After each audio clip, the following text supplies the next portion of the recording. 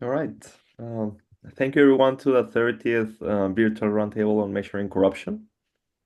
I know that we have had a very intense few weeks with all the different events, so I'm particularly grateful for all of you making time to join us today and for your interest in listening to what is going to be a wonderful presentation by two of our prominent colleagues, Michela Gnaldi and Simone Del Sarto from University of Perugia. I'm particularly excited about this presentation because we have had in the past presentations on assessment of corruption risk in relation to public procurement processes.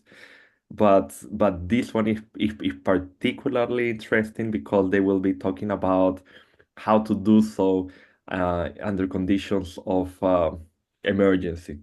I don't want to give anything up because you'll have more than enough time to hear about this. Before I invite them to begin with the presentation, just a couple of housekeeping points. As I mentioned, this video is being recorded. It will be uploaded to online about a month after the presentation.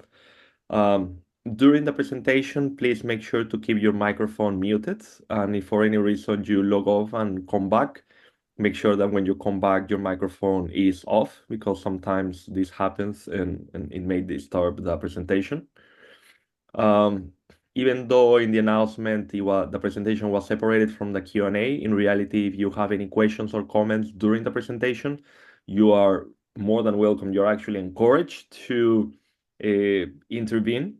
So you may do so by just raising your hand or clicking the emoji of raising your hand, and I will invite you to unmute yourself and ask the question or make your comment. During the presentation, I will also be making some or sharing some opinions. So, Michela, Simone, I'll try to find a strategic moment when you're changing the slides to kind of interrupt you at that moment. So I apologize in advance. Yeah, other than that, one more thing, of course, when you ask your question or make a comment, at least the first time, please, if you could introduce yourself very quickly.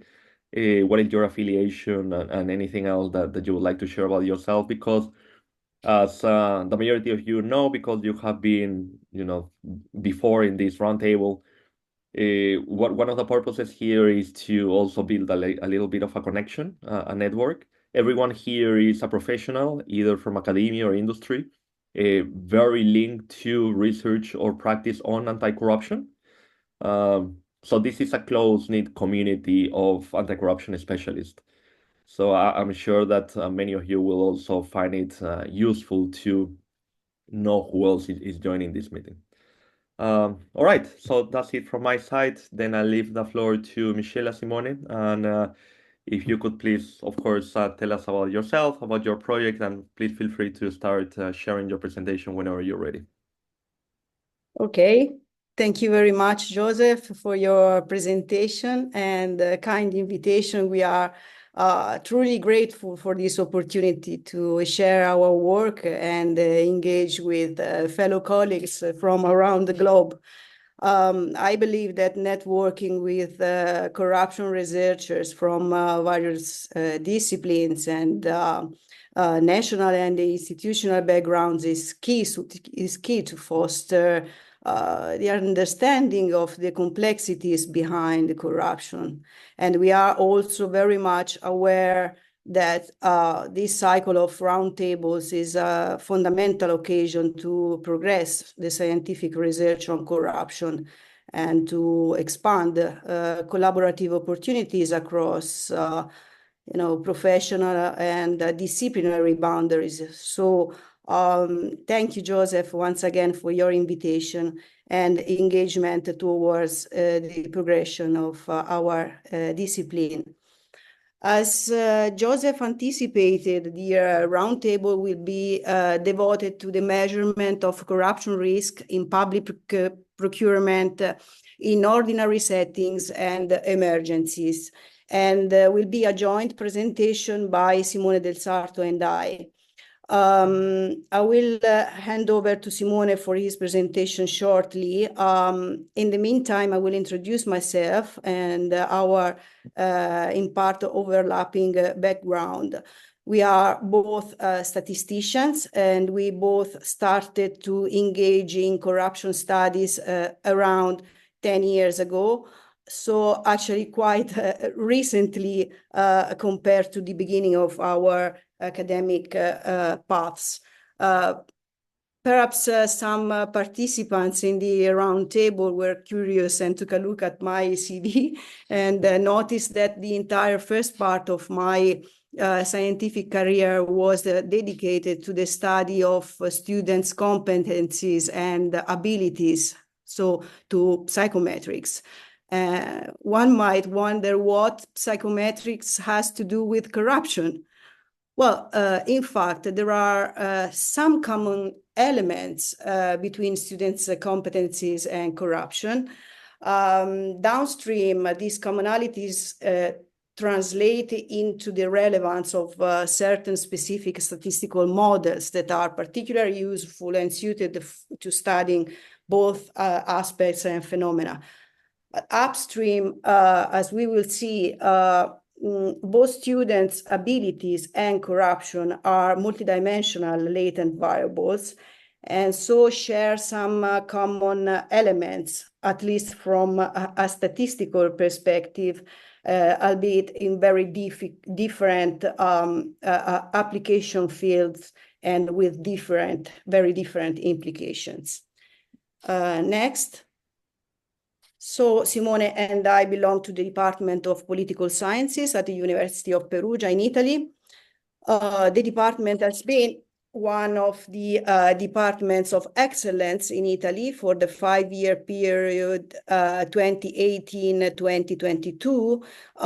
The department was selected because of the results of its interdisciplinary scientific research focused on corruption, including its 5-year development project called the LEPA, which stands for Legality and Participation. The Excellence Project had at its core the LEPA Center for Advanced Studies and Education on Legality and Participation, which then after the formal end of the Excellence Project became an interdepartmental center of the University of Perugia. Currently, research at the LEPA Center is carried out in 5 main areas. One of the key areas is the quality of institutions, public ethics, policies against corruption, and I am the person responsible for this area. As part of its institutional activities, the department also offers a PhD program devoted to legality, political cultures, and democracy. Is member of the CPR network and is one of the 200 institutions which actively promoted the inclusion of the standing group on anti-corruption and integrity within the CPR network. I should also mention the fact that the department has a consolidated and strong record of collaborations with the ANAC, which is the Italian Anti-Corruption Authority. The last collaboration among us took place between 2020 and 2022 within a European-funded project led by the ANAC with the collaboration of experts specifically appointed to collaborate to this important project, including me and Simone in the role of expert statisticians. And the project was titled Measurement of Corruption Risk at the Territorial Level and Promotion of Transparency, and had as main objective the provision of a set of indicators to measure the risk of corruption in territories. We as department are involved as leaders or partners in a number of international projects focused on anti-corruption. Next, please. Currently, we are partner of a Horizon Europe project called Bridging the Gaps in Evidence Regulation and Impact of Anti-Corruption Policies. which is led by Alina Mungiu, PPD. The group of colleagues involved in this project belongs to the sociology of communication scientific area of the department, which has a long and strong tradition of studies in the anti-corruption area, started more than 3 decades ago with Professor Mancini, who also took part in another Horizon Europe project called Anticorp. Then between 2021 and 2023, the department led the European-funded project called CORE, Corruption Risk Indicators in Emergency, of which I have been the principal investigator. We will devote an important part of this roundtable to this project, so I will postpone its presentation until later. In the recent past, we have also led to Hercules 3 projects with Professor Enrico Carloni as the PI, with a focus on administrative law, which is, again, a key scientific area in our department for the studies on anti-corruption. Okay, Simone, up to your presentation. Thank you, Michela. Hello, everybody. I am Simone Del Sarto. I'm an assistant professor of statistics at the University of Perugia, same department of Michela. I would also like to thank Joseph for this invitation and also everyone who is participating in this roundtable. I've been dealing with the corruption measurement from a statistical point of view from almost 10 years. I've been consultant of the Italian Anti-Corruption Authority as a statistician and also member of the scientific committee of the CORE project, which Michela just mentioned. With Michela, I published research work in international and peer-reviewed journals, specifically papers on the development of new indicators of corruption, in particular of the risk of corruption in public procurement, but also on approaches for assessing the dimensionality of this phenomenon, that is to understand and discover whether several phases exist that contribute to characterize corruption, even with a sustainability perspective. Now I will turn the floor over to Michela, who will begin the talk. Thank you. Okay, thank you, Simone. Let's go ahead with the next slide. Right, so I would like to start our presentation with a brief recall to the 2030 Agenda for Sustainable Development, which marked a major breakthrough for the anti-corruption movement because it introduced for the first time an explicit link between corruption reduction and peaceful, just, and inclusive societies by capitalizing on the importance of promoting transparency, accountability, and anti-corruption. Tackling corruption is key to achieving particularly SDG 16, which has 5 key targets, especially relevant for our research context, and in particular, target 16.5 devoted to substantially reduce corruption and bribery in all their forms. The monitoring of this target is allotted to 2 indicators. Direct experiences of corruption and bribery by individuals and businesses in their interaction with public officials, respectively. Even if the monitoring of corruption is entrusted solely to direct measures of this kind, and as we know, and we will see later, perhaps, experience-based measures of this kind offer valuable insights into actual experiences of corruption, but face challenges as well, related, for example, to underreporting. Despite this, the overall monitoring of connected and relevant targets within the agenda is appointed to a variety of indicators, both direct and indirect measures. This choice is important, I think, and reflects the acknowledgement of the multifaceted nature of corruption, of the complexities of any actions directed at tackling corruption, and also of the need to rely on an array of indicators rather than a single indicator or a single indicator type, as any corruption indicator has its own advantages but also limitations. Indeed, currently, I believe we can agree that there is no set of indicators that is better than others in absolute terms. Rather, there are indicators that are more suitable for measuring specific aspects under certain conditions or circumstances, but not in others. Next slide. In fact, corruption, like several other phenomena accounted for to improve sustainable development, encompasses a wide range of economic and social dimensions that are interconnected and can have indirect and long-term impacts, not immediately quantifiable.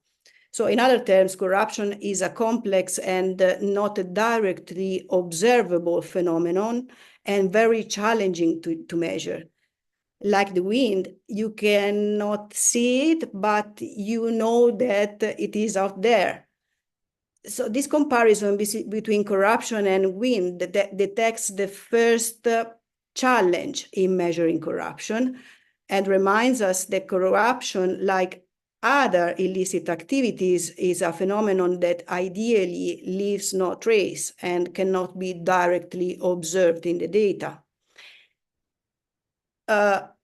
Right, in spite of these premises, the circumstance that corruption is not directly observable does not equate to the impossibility to measuring it likely enough for us.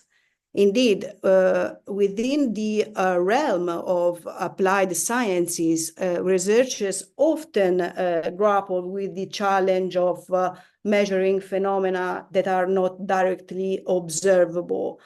Examples of this include emotions, students' abilities, quality of life, etc., etc. So in all these instances, since it is not possible to directly observe and measure the phenomenon of interest, indirect measures, so the so-called proxy variables or indicators, are employed to approximate the unobservable phenomenon. Next slide. So if we speak the pure statistical language, then corruption has to be considered a complex variable.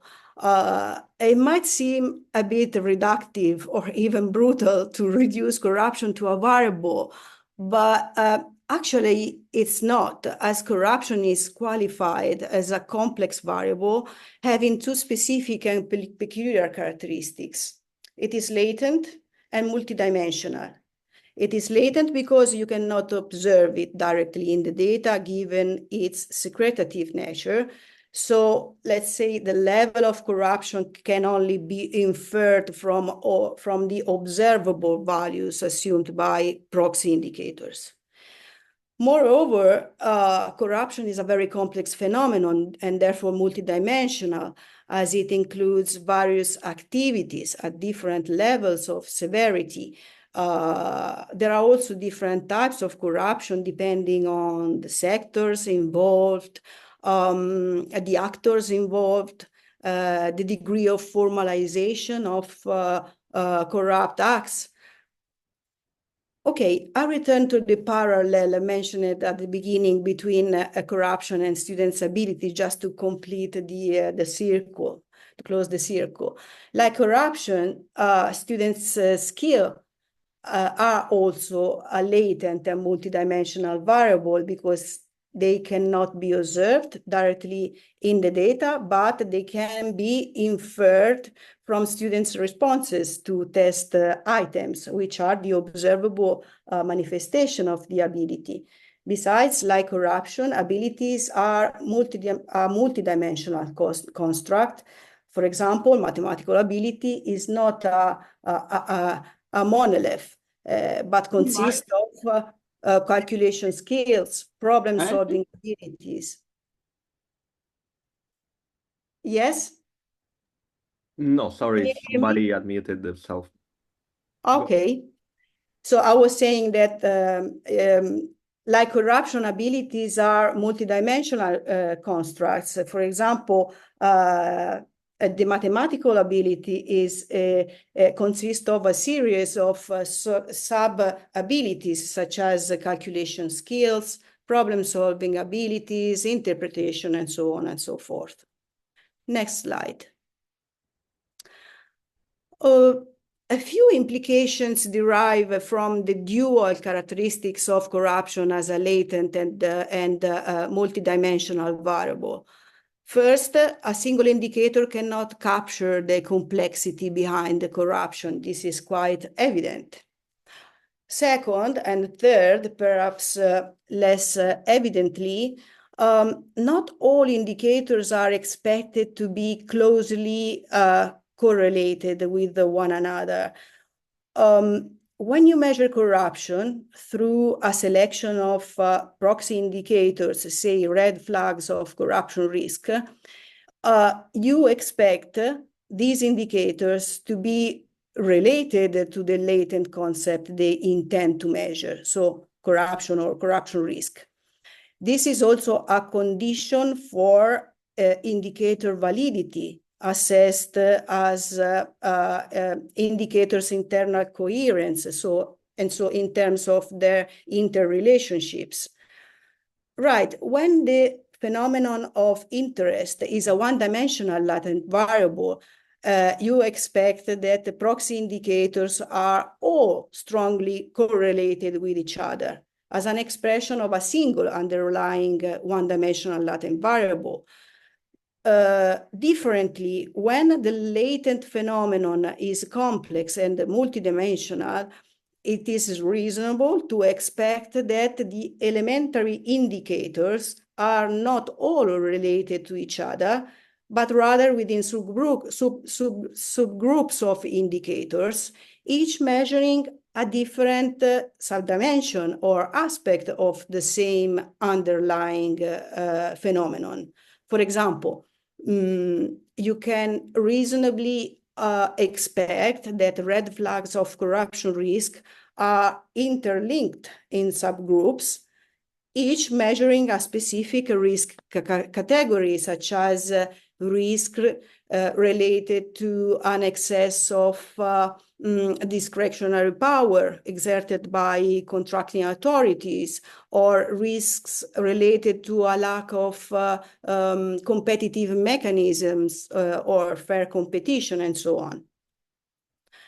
So the issue of the validity of single indicators is a key issue, in my view. I mentioned it now very quickly, but we will come back later to this point in case the discussion will show an interest in these topics. Fourth implication, just as a single elementary indicator cannot capture the complexity and multidimensionality of the phenomenon of corruption, very similarly, a single composite indicator obtained as a synthesis of many elementary indicators presents the same limitation, and therefore limited potential in capturing the complexity behind corruption, and consequently limited policy potential. Among other shortcomings, the aggregation of diverse simple indices often results in a composite indicator that lacks comprehensive insights into the nature of the phenomenon. a limitation that we know narrows very much the scope of answerable questions and reduces the informative potential of these measures in supporting the policy-making process. Next. Michela, could I interrupt you for a second? I have a question about that previous slide. Yes? If we could go back. Thank you. And I'm sorry that I'm already asking questions because I know that you're just approximating the core of the presentation. But I find the way that you're explaining and really you're taking us through this process of thinking about measurement of corruption, I find it so useful and helpful. And I really appreciate how you're able to differentiate the latent nature of it and also the multidimensionality, which is something that it feels that very often it's just left implicit, right? Because the majority of the traditional assessments of corruption, they are by nature multidimensional, but we ended up only seeing it as if it was one single variable with one single number. And I was thinking back to the governance indicators of the World Bank, right? How they are six indicators, six variables, right? So we have political stability, violence, and then we also have included there the six indicator control of corruption. So we have these very different phenomena. They are considered to belong within that umbrella of governance, according to the World Bank. But of course, when we approach it, it is well understood that it's better to look at each one of these indicators separately, right? I was wondering, while you were talking, I was wondering why is it that when it comes to the measurement of corruption, even though that we normally understand the multidimensionality of it, the strategy that mostly we see around by NGOs and international organizations, etc., is a little bit of throwing everything against the wall. So trying to measure, corruption in the judiciary, executive, bureaucracy, in the private sector, and then combining and aggregating everything all at once instead of just and of course finishing with one single number instead of just recognizing that potentially we should land on a consensus about the typology of smaller areas that are important for the discussion of corruption, but that they are not expected to be highly correlated into this one single number. I don't know if you have some thoughts about that. I'm sure, again, you have worked on this for so long. I would love to hear your opinion about this. That's a very complex question. There are many issues involved in my next reply to your comment, but thank you. It's very interesting. Yeah, there is this tendency to put everything together, and there is also much interest towards composite indicators. We have to consider that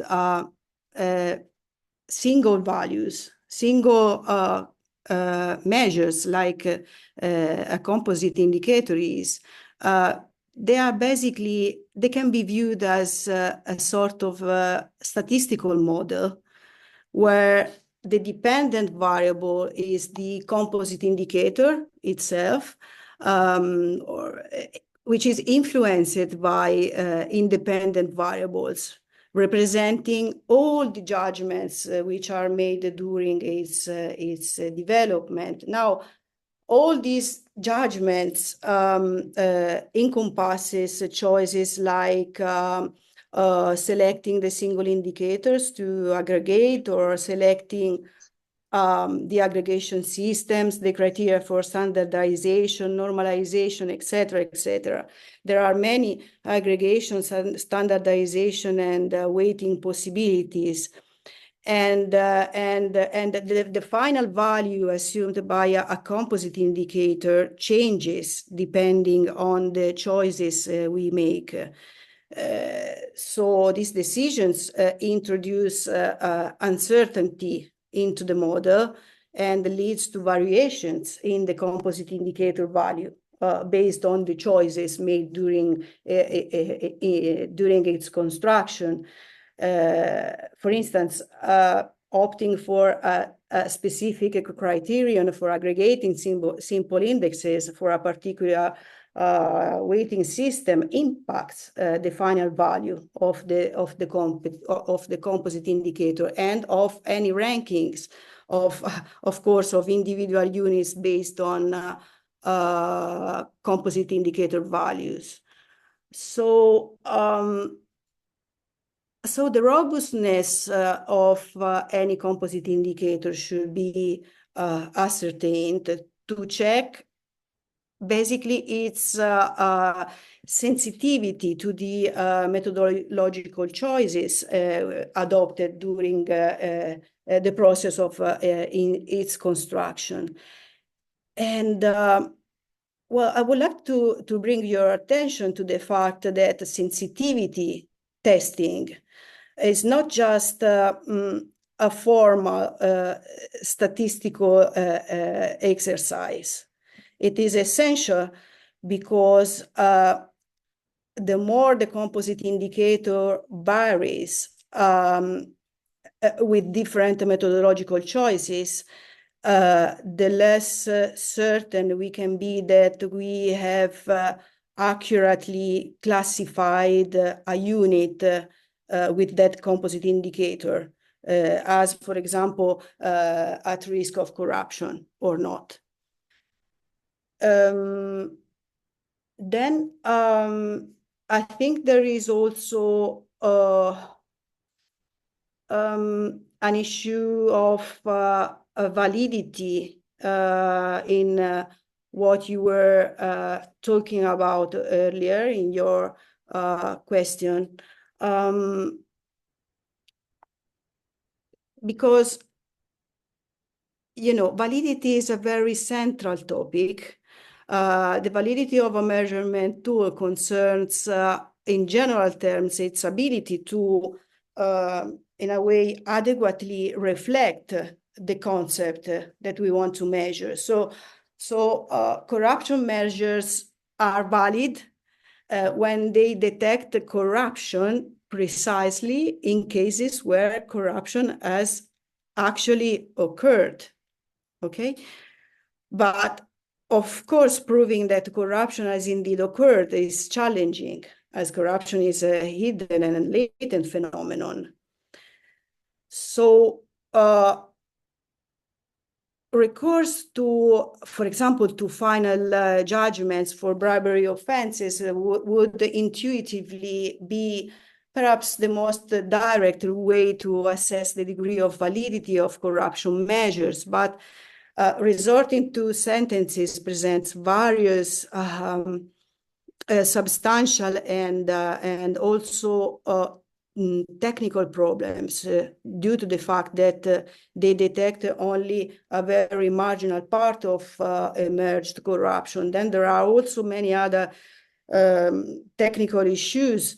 At the same time, relying on media reports to validate, for example, red flags indicators can offer valuable insights, but it comes not with without limitations. I mean, media coverage may not offer a comprehensive overview of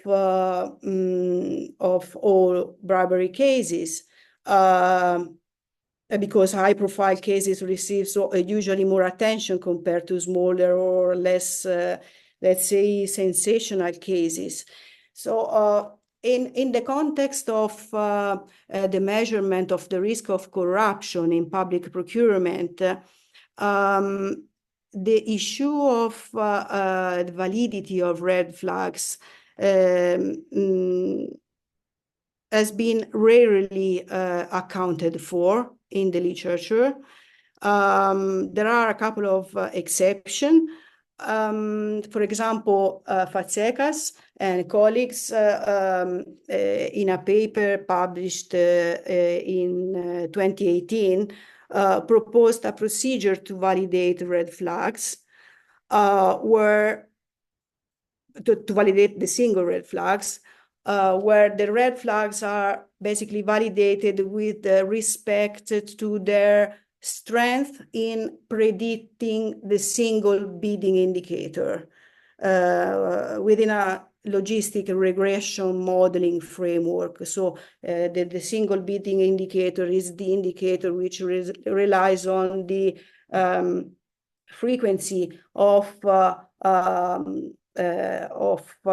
procedure by contracting authority within the public procurement process, receiving just one offer, which then wins the contract.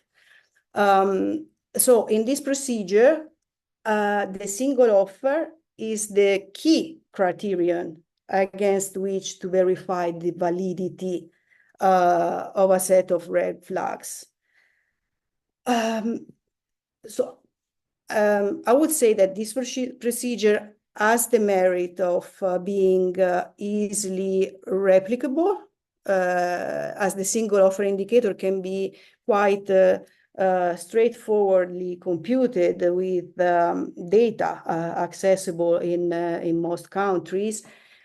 On the other hand, it implicitly assumes that when a public contract receives only one bid, we are faced with a certainly corrupt circumstance, an occurrence which I think would need to be ascertained as well as in the other red flags. There is also another well-known procedure proposed in the literature, the one described in De Carolis and Giorgio Antonio. They both belong to the Banca d'Italia. They basically employ quite complex statistical methods, but basically they suggest evaluating the reliability of red flags in terms of their ability to accurately predict a variable, indicating whether a company's owners or top managers have been under investigation by the police for engaging in corruption practices. I would say that this is really interesting, but the problem is that this procedure appears limited in its replicability, as policy investigation data are confidential and hardly open. So let's go to the end of my reply. Given these limitations, recently the literature proposed to adopt minimum validity criterion to validate the single proxy measures of corruption, and so also red flags, which involves evaluating the degree of validity of a set of indicators based on their internal coherence. So using statistical criteria, which basically check the correlation among indicators. When adopting a statistical criterion of this last kind, based on the minimum validity criterion, correlations among single indicators are expected to be high, but among subgroups of indicators, expressing a specific subdimension of corruption risk, because corruption risk is a multidimensional variable and not a unidimensional variable. So it is reasonable to expect that these correlations that you can check with appropriate statistical methods, there are many possible methods, you expect that these correlations are high within subgroups, not within all the indicators that you use to assess corruption. Did I answer to your question? Yes, and definitely more than that. It's very informative to hear about this from a clearly statistical perspective, which we don't have many opportunities to hear, at least in my experience. And it made me think about a lot about this issue of what do you validate it against, right? Which indeed, as the behavior is secretive, doesn't give us many opportunities, right? I'm sure that this discussion is particularly important in light of the fact that the UNODC have recently released their statistical framework, right? Which has over 100 indicators. Reasonably so, of course, because we're dealing with a multidimensional, very complex phenomenon. But then it also invites me to think that instead of starting from a theoretical typology to aggregate the different indicators, potentially it should be an empirical question based on a statistical analysis, right? So I really Yeah. found your answer very informative. Thank you so much. Yeah, I'll Joseph. let you continue now. Okay, just a few words to reply to your last sentences. But well, basically, we can adopt two ways to check the dimensionality of our indicators and therefore their validity. We can adopt a confirmatory approach. So start with the theoretical framework and then check if it holds, or just start with the with a statistical check, and then see if it fits with our expectation. There's no best way to proceed. We can also adopt both both procedures.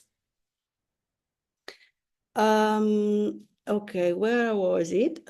I will be back.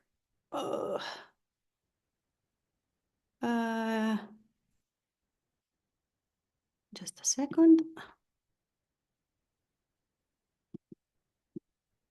Okay, we are at the slide 8. So corruption measurement. So the previous general considerations apply to all proxy indicators for corruption. And we know that measurement instruments to quantify corruption are wide and diversified and include direct measures or experience-based measures and indirect measures, including perception-based indicators, risk indicators, and response indicators.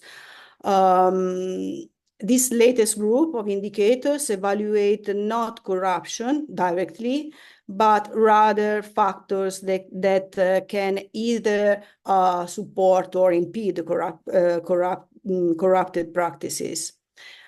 Now, all indicators come with pros and cons. There's no time to discuss extensively all these advantages and limitations unless you ask to.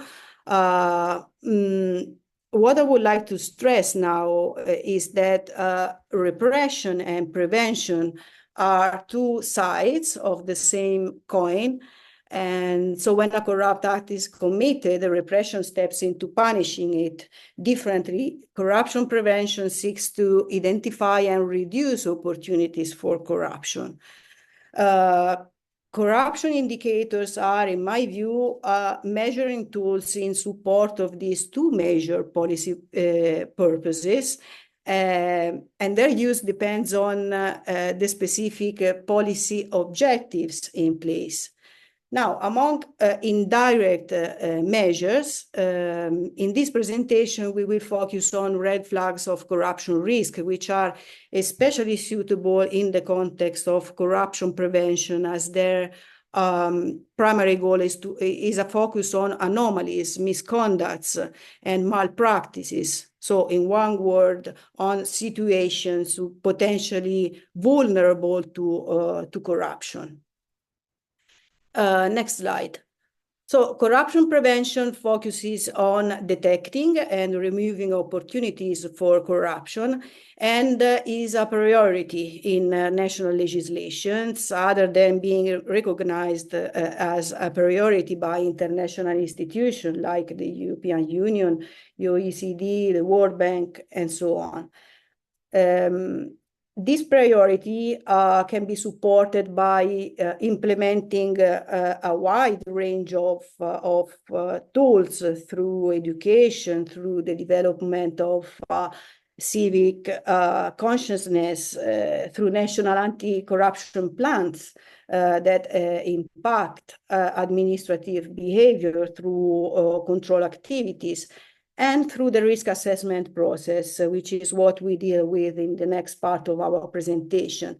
In fact, the red flag indicators form the cornerstone of corruption risk assessment systems, which are designed to pinpoint potential corruption risks and so devise effective strategies for their prevention. Therefore, when we talk about corruption risk indicators, we are situated within the corruption risk assessment process, which represents only one of the possible prevention tools, but a key one. Next slide. So the main focus of corruption risk assessment processes is public procurement. Why? Essentially because public procurement is one of the government activities most vulnerable to corruption due to a number of reasons, such as the complexity of the whole public procurement process, the fact that many stakeholders and actors, both in the private and in the public sectors, intervene or take part in the process, to the volume of the economic interest at stake, and finally to the need to contain or control corruption costs in public procurement.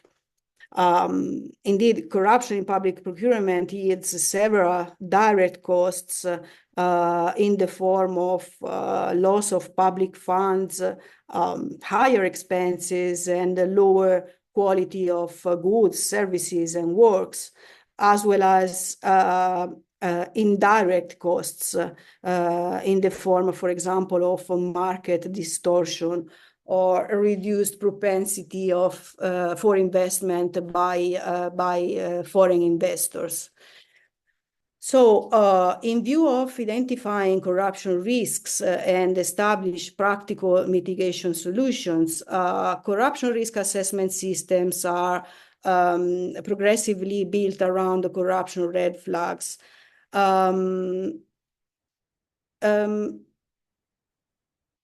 Corruption in public procurement basically aims at directing the contract secretly and repeatedly toward the preferred bidder so as to extract rents. In public procurement, the rents can be obtained by pre-selecting companies who then make additional profit by charging higher than average market price for the contract delivery.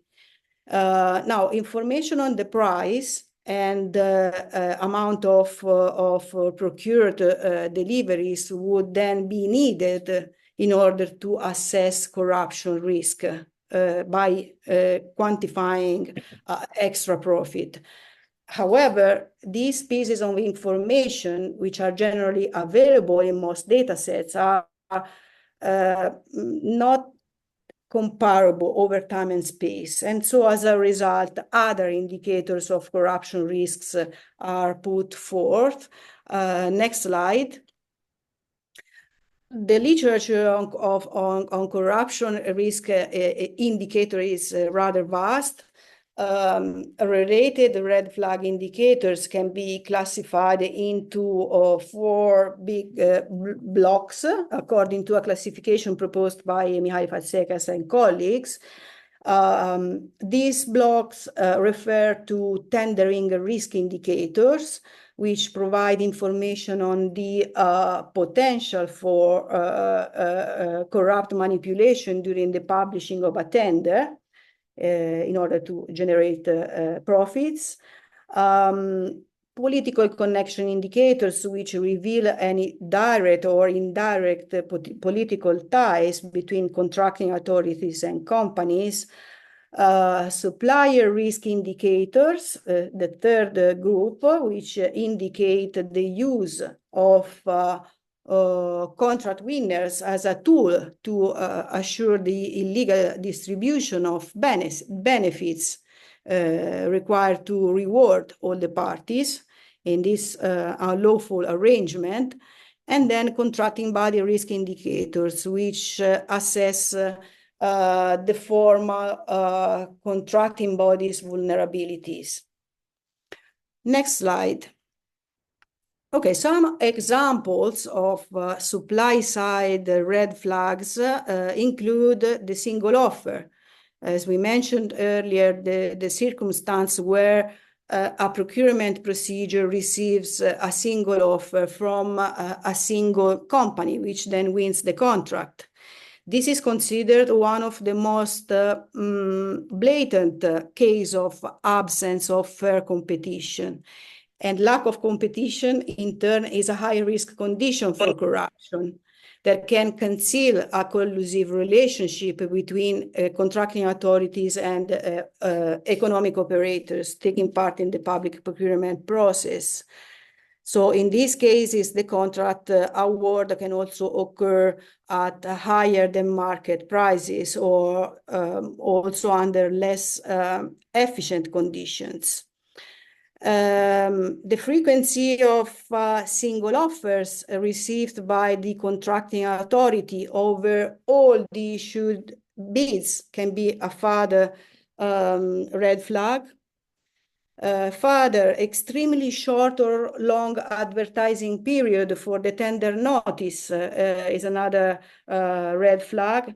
Indeed, on one hand, very short notices can exclude non-affiliated, so non-corrupt companies from the competition due to not sufficient time to prepare the proposals. On the other hand, overly long periods can hide procedural legal issues. Of course, the use of non-open and non-transparent procurement procedures, such as invitation-only tenders, are also considered good proxies because they can, this condition can limit fair competition among companies. From the company's side, some very widespread red flags in the literature are, for example, the registration of multiple companies at the same address, the absence of information on ownership data and managers, the date of company establishment, particularly when this date coincides with a change in government and the subsequent awarding of large contracts. And finally, the growth in the revenue or profits of companies awarded public contracts, especially again, when this growth is exceptional and associated with significant events or moments like again, a change in government or an economic crisis. Okay, next slide. So until now, we have talked about corruption risk assessment under ordinary conditions. But what happens when conditions change and become exceptional due to crises of various kinds, from environmental crises, floods, fires, earthquakes, to health crises such as the COVID-19 pandemic? this issue of the assessment of corruption risk under emergency situations leads us to talk about the CORE project. Next slide. So the CORE project, where CORE stands for Corruption Risk Indicators in Emergency, focuses on assessing the risk of corruption in public procurement in times of crisis and emergencies, and was launched in December 2021 with the dual objective of adapting corruption risk assessment systems to emergency contexts, and so provide also a mapping of corruption risks over emergencies through a new set of red flags of corruption risks and a synthetic indicator of corruption risk called CORE CI, CORE Composite Indicator.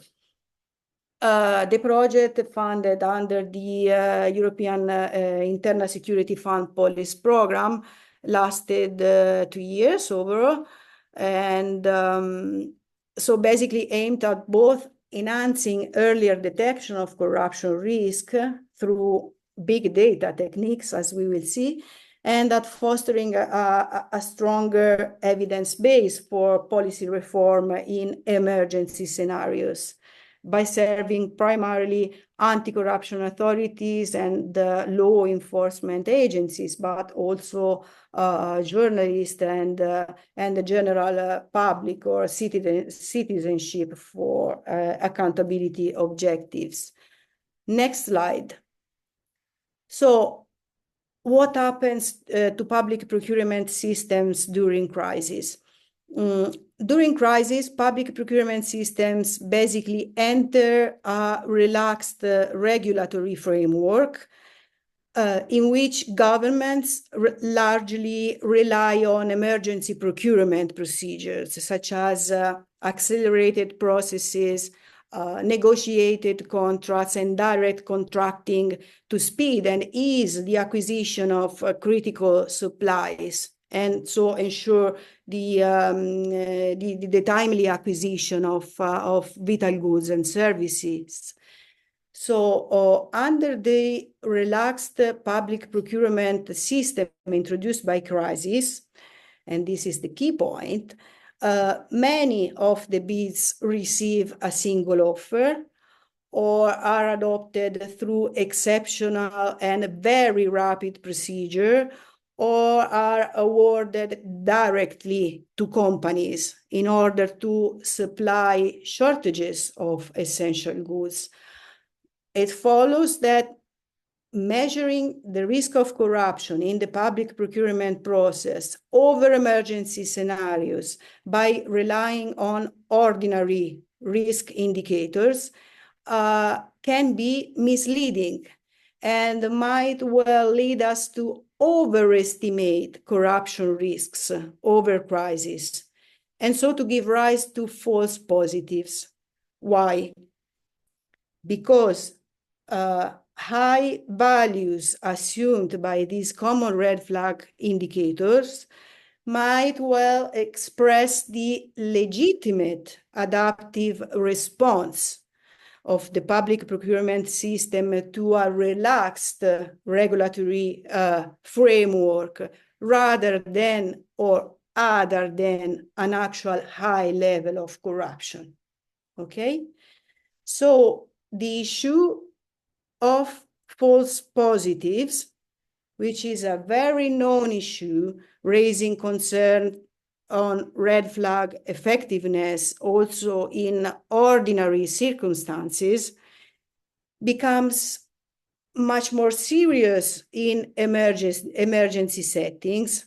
And so we need to take action in 3 main directions. First, elementary indicators of corruption risk need to be rethought if we want to raise effective red flags for corruption risk over emergencies. Second, measures to mitigate false positives should be reinforced in crisis settings. And the third, overall, corruption risk assessment systems should be readapted to crisis situations so that they are effective in devising solutions for mitigating corruption risk during emergency situations. Next slide. So, in the CORE project, we propose an adaptation of corruption risk assessment systems in public procurement over emergency settings. The approach adapts already developed red flags. It adapts already developed red flags to emergency contexts, computes overall 9 red flags with a new methodology, which we will talk about later with Simone, and builds a composite indicator of corruption risk in emergency, and then employs red flags and composite indicator to map areas or administrative entities such as regions at different level of risk. Next slide. The 9 CORE single red flags are computed through a new methodology. I will provide you with some premises and then leave the speech to Simone. This new methodology basically takes advantage of the time discontinuity introduced by a crisis, and so the possibility to distinguish a pre-crisis period and a post-crisis period. The method then compares the behavior of awarded companies and contracting authorities, which are our target units. So the method compares the behavior of our target units after the crisis with respect to their historical, so pre-crisis behavior, by means of the 9 red flags.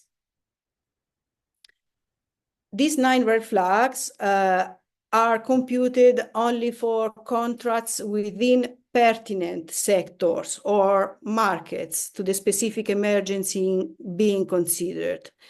And the identification of these pertinent contracts is achieved by relying on the contract subject as identified through the CPV, the Common Procurement Vocabulary, and a difference in difference method, which allows us to identify the markets most involved in the crisis at issue. The risk of corruption is then assessed through statistical testing, where the hypotheses are set according to the observed market trends during a crisis. Okay, so now it's time to leave the floor to Simone for more details on the methodology for red flags computation and some results achieved by the CORE project. Please, Simone, the floor is yours. Okay, thank you, Michela. To introduce the single red flags proposed in the CORE project, we refer to this paper published at the beginning of 2024 by Social Indicators Research, one of the top journals of this area. Okay, here is the list of the CORE red flags. As Michela just said, most of them rely on a comparison of the behavior of companies or contracting authorities after a crisis outbreak with respect to their historical, that is, pre-crisis behavior.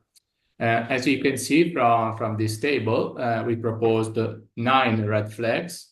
Some of them are specifically thought and built to monitoring only companies, for example, the first and the second ones, whereas others can target only contracting authorities, such as, for example, the 5th and the 6th ones, And finally, others one can consider both.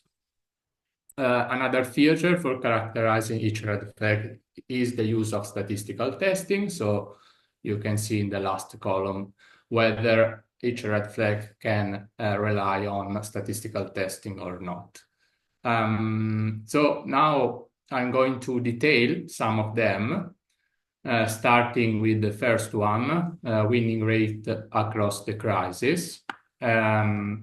So the literature on corruption risk in public procurement recognizes that tender-winning companies can be key vehicles to ensure the illegal distribution of profits and advantages.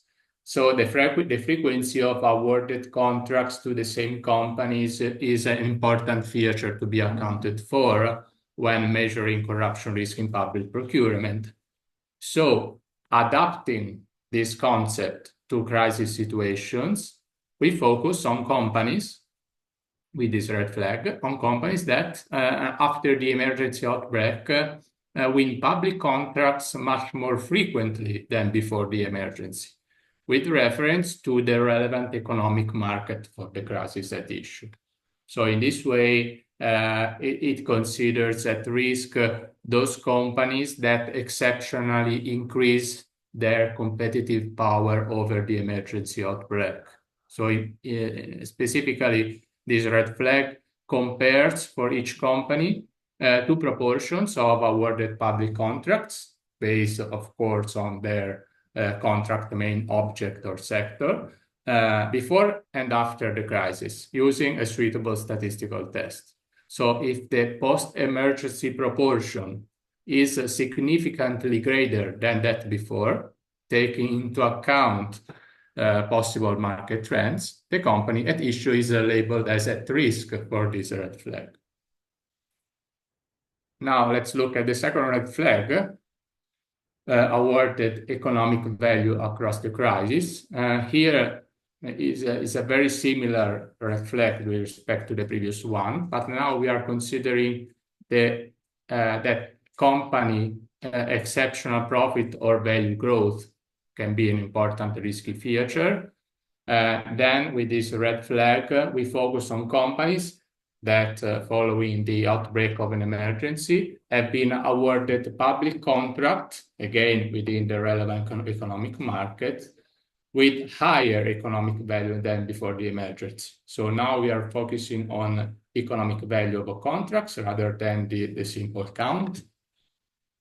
So this indicator considers at risk those companies that exceptionally increase their competitive power over the outbreaks, but now in terms of economic value of the contract. Therefore, we need to analyze, in this case, the distributions of contract economic value before and after the emergency. So basically, the economic value of each contract and check whether a shift toward the greater values has been occurred to the distribution of economic amounts of post-emergency contract with respect to that before. Here we have a representation of this concept.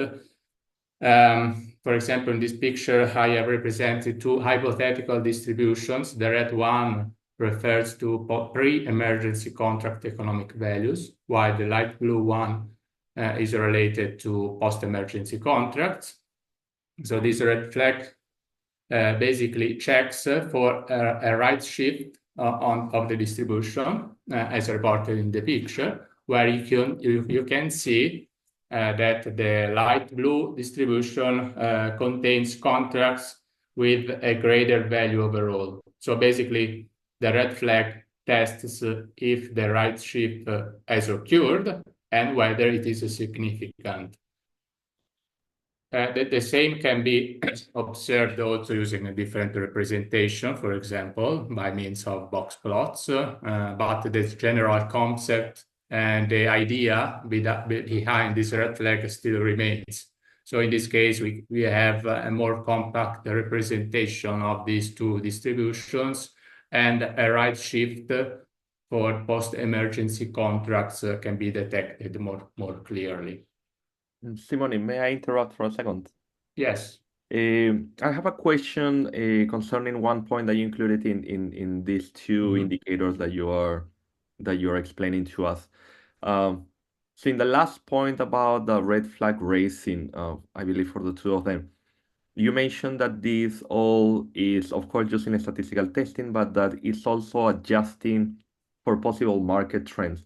And it appears that that point must be very crucial, right? To really understand these differences pre and post outbreak of the crisis. Could you say something a little bit about that?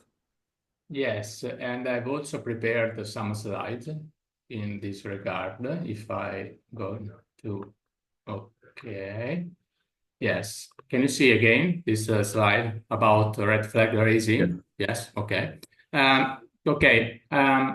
So our proposal, as Michela said, consider this time discontinuity introduced by a crisis. Okay. So pre-crisis versus post-crisis period. Okay. So we can split our, this is a very technical point. Okay. So we can split our contracts data into a set, okay, according to a pre-crisis, according to the period, okay, we have to starting the emergency. So the approach, therefore, compares the behavior of target units after the crisis outbreak with respect to their historical one by setting the hypothesis or suitable hypothesis to be tested. So any statistical deviation of target unit behaviors across the crisis from what we expected may indicate a risk of corruption. And this approach, as Joseph said, take in consideration also the observed overall market tendencies across the crisis. So we can, okay, monitoring the target unit behavior, okay, means to consider a quantity or a parameter of interest, for example, a mean or a proportion, okay, to be evaluated or computed both before and after the emergency. Okay, so basically using public contracts belonging to these two time spans. So this quantity summarizes the target unit behavior, so the company or the contracting authority behavior. Okay, so for a specific red flag, and is such that the higher it is, the greater the risk of corruption. So we can denote the quantity under monitoring by theta, and then let theta pre and theta post be its value evaluated before and after the emergency. But however, we do have to consider the overall tendency of theta across the crisis. So not target specific, so no company specific or contracting authority specific, but overall, the overall tendency of theta, okay? And this is basically evaluated using the total amount of public contract, not only those specific for the company or for the contracting authority, so not disaggregated, but statistical unit. Okay, so in the case where we have no overall market trend, that is the overall post-emergency is equal to pre-emergency, okay? Basically, the set of hypotheses to be tested is this, and we want to basically test whether theta increases across the crisis, okay, for the specific target units. And the difference between theta post and theta pre is positive. But if an overall market trend is observed, say theta star in terms of, for example, in the difference between post and pre, we want to test the difference between theta post and theta pre is significantly greater than this overall amount we have observed. Okay, for example, the first red flag, winning rate across the crisis, compares for each company to proportions, okay? So before and after the crisis. So let's suppose that company as a proportion of awarded contracts in the market or markets mostly involved in the crisis equal to 0.30, okay? And that this is the post-emergency, sorry, yes, the post-emergency 0.30, the pre-emergency is 0.20. So basically we have a positive difference of 0.10. So we need to test whether 0.30 is significantly greater than 0.20, but if a market trend is observed, it needs to be accounted for and included in the testing procedure. For example, if the general trend observed across the emergency is, for example, an overall increase of plus 0.08, we have to discount this overall trend from the company's specific increase of 0.10. Here I have considered differences. Okay, so the difference that is the overall market trend measured by a difference, but also the hypothesis set by differences. But according to the context, we can consider the ratio, for example, between two values, and then the null value would be 1 because it means that pre is equal to post if we have a ratio of 1, and then also the overall market trend may be detected using again the same ratio, the same approach. Thank you. This perfectly clarifies it, and Okay. maybe allowed. I think this is a very elegant solution, and congratulations. Yes. I mean, this sounds great. I tried to be not too much technical. I hope it was about to be clear. Okay, let's go back to the presentation. I can switch talking about because we're close to the end of the roundtable, but I would like to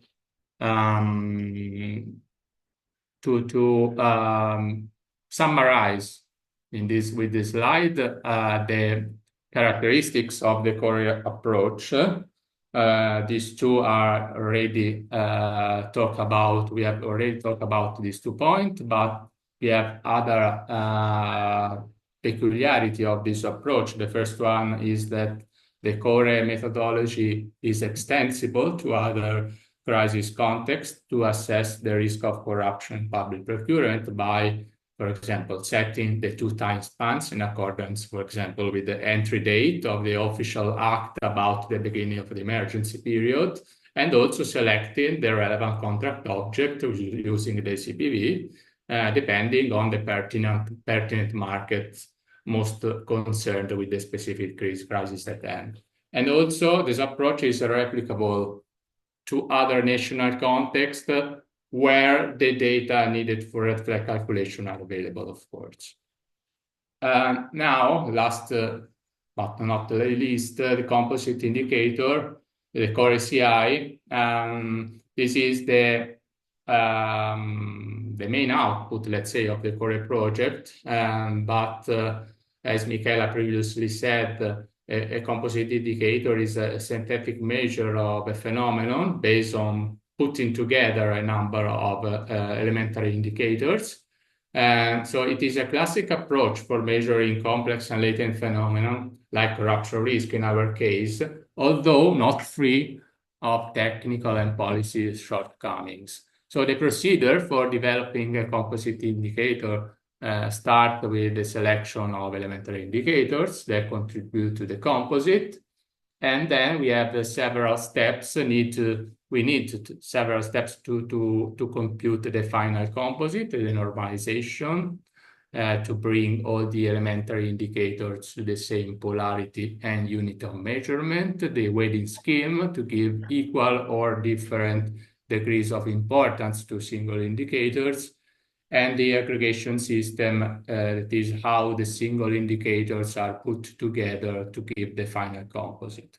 So for each of these steps, there exist several methods to use for obtaining the composite. Then several combinations of methodological choices that lead to potential differences in the final composite, as Michela just said. So sensitivity and certainty analysis can be carried out to assess the robustness of a composite. And this phase is currently under investigation as regards the core ACI.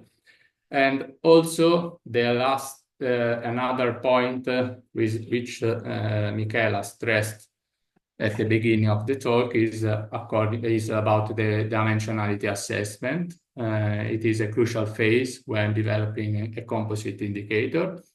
So corruption is a multidimensional phenomenon. So with the proper statistical methods, we can evaluate whether the corruption risk in public procurement during emergency can be measured by a unique construct or multiple construct potentially correlated. And also this stage is under investigation. So some results of the core very quickly. I'm going to show some findings obtained using the composite core ACI and published in this book, which can be freely read and downloaded. I'm going to copy and paste the link in the chat if you want to take a look. Okay, now it doesn't work, but I'm going to do okay, now yes. Okay, sorry. So I'm focused on chapter 4, devoted to the application of the core ACI to the COVID-19 emergency in Italy.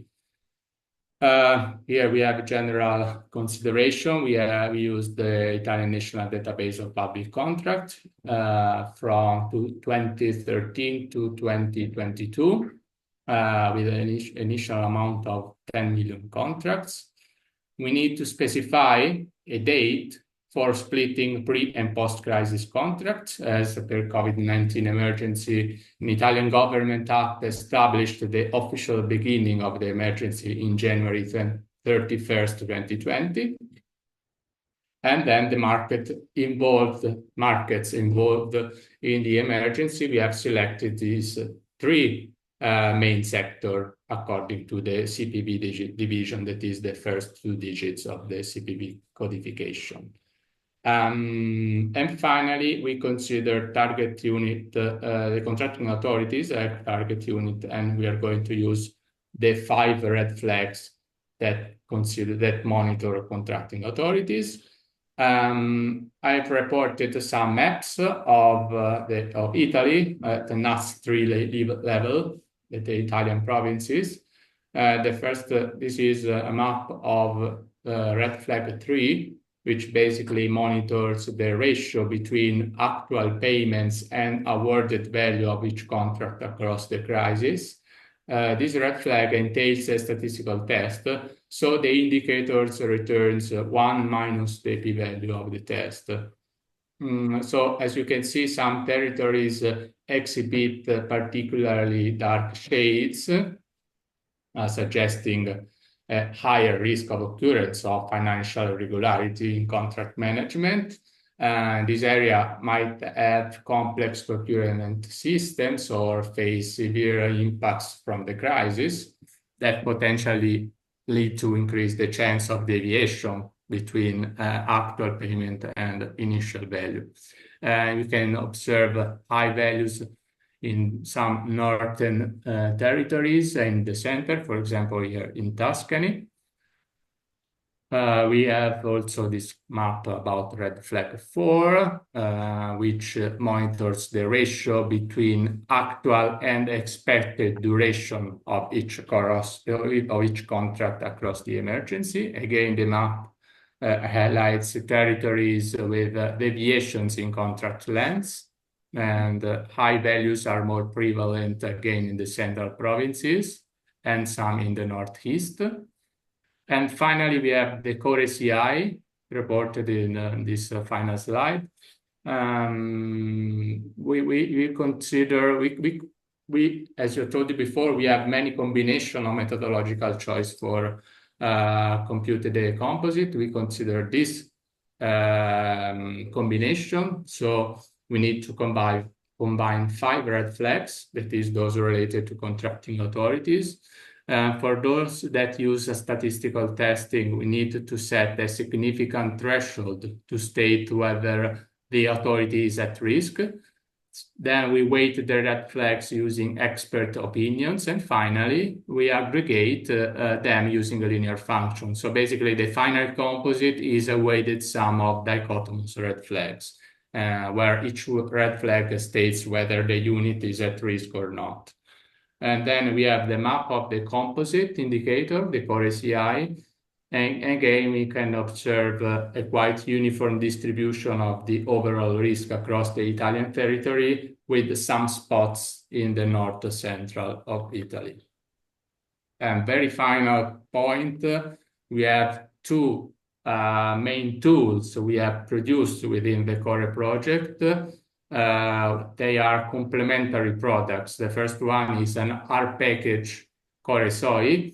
R is an open source statistical software, which can be used also to develop personal code for performing specific procedures and not covered by existing packages.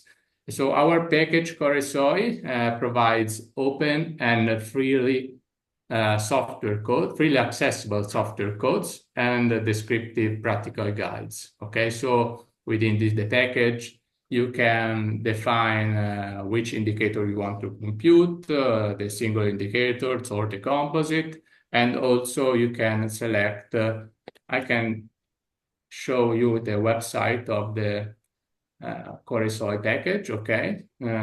This is, it's absolutely free, okay? So you can download and install in your laptop. You can run with your own data. In particular, you can go to the reference section where we have all the single function for computing with the description of them for computing the single red flag. So indicator 1, indicator 9, they are the 9 red flags of the core project. We have also function for computing the composite and also for considering the sensitivity analysis of this composite, okay, according to the several methodological choices we have to consider when computing it, and also a function for running the dimensionality check to see if the red flags are multidimensional or unidimensional, okay?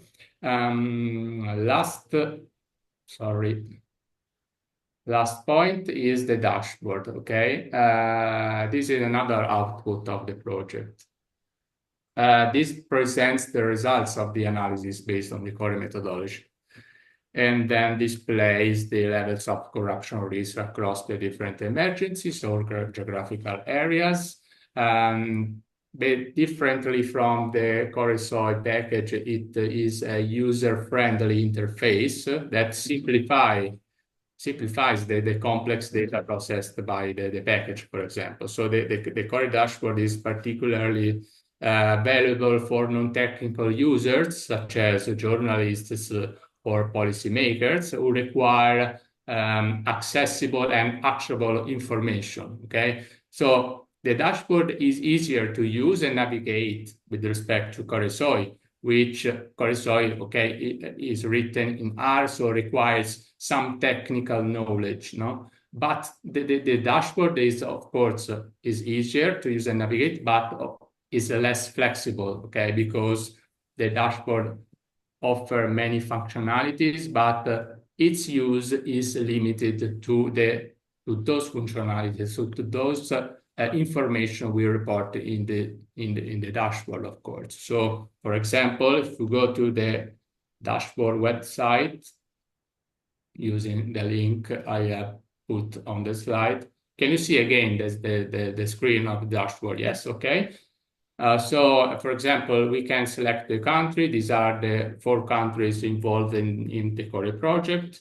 So, for example, by selecting Italy, we can select an emergency, COVID-19, but also for Italy, we have provided other 2 emergency. Then once we have selected the emergency, we can see here, we can choose which indicator I want to consider, the composite or the 9 red flags. And then if information on geographical location are available, we can observe the indicator in the map or also in a table format like this. Okay, I think that's it for this part. Thank you for the attention. Thank you so much. Thank you so much, Simone, Michela.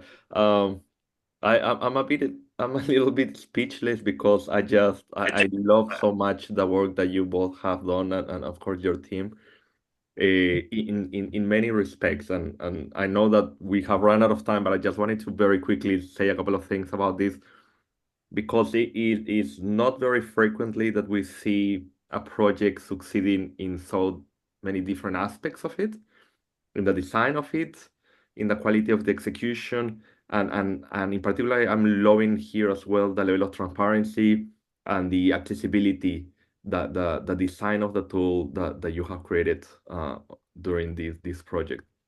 I find it extremely useful, and especially not especially, but again among all the features that I'm loving so much here is the R package, the fact that we can go and really look into the, let's say, the algorithms to conduct the analysis and to produce these indicators. I mean, this is the kind of thing that allows other countries and governments to build on top of this, to feed it with their own data, and so that we can continue building on top of this instead of having to reinvent the wheel every time. I think this is excellent. Many congratulations. Thank you. Thank you very much, Joseph, Thank you. For your good words. And in fact, we are thinking to extend the core project to also other national contexts and possibly also to other, let's say, sub-national levels within other national contexts. In fact, as you could appreciate, we included not just the COVID-19 emergency, but also a couple of other national emergencies in the core project, which were not planned to be included at the beginning of the project, just to show the potentials of the project. So we are very much interested in developing the core project also outside the four actual involved countries to other emergency scenarios. And well, the core project might have also potential in being developed outside the emergency contexts, also in ordinary contexts that in a way share some typical characteristics of emergency procurement, such as expediency is prioritized and direct contracts are very often used, and so on and so forth. This is quite the direction that took for example, the Italian code for public contracting.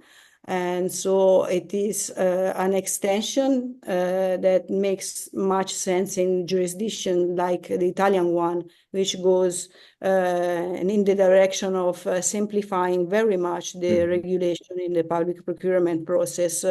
And in doing so, it takes the public procurement process in ordinary circumstances very close to exceptional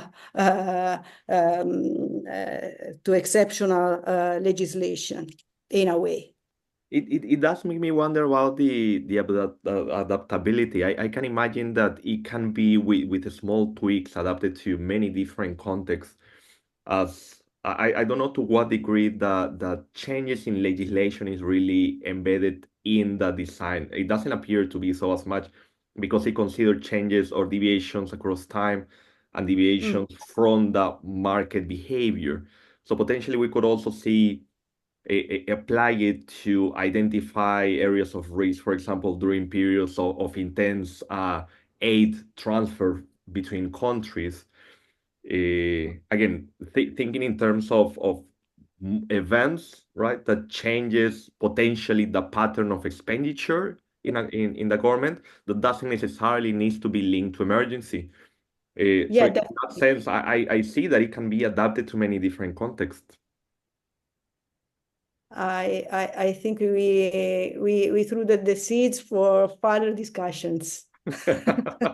Very much so, yes. I just this is one of the times that I wish these roundtables were a lot longer, or that I had spoken a lot less at the beginning.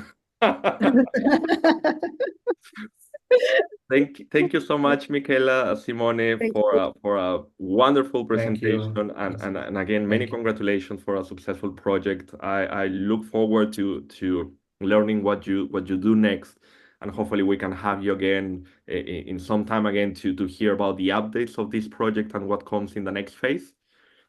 Thank you. Yes. And thank you, everyone. Again, it was lovely as always seeing you all here, and I hope to see you again very soon for the 31st roundtable that will be announced soon enough. Thank you, Thank you, everyone. Have a lovely Joseph. day. Thank you, Simone, and thank you, Michela, and everyone. Thank Bye you. now. Bye-bye. Bye-bye, Bye. everybody. Bye bye. Bye bye. Bye bye. Thank you, everybody. Thank you, Ron. Bye-bye.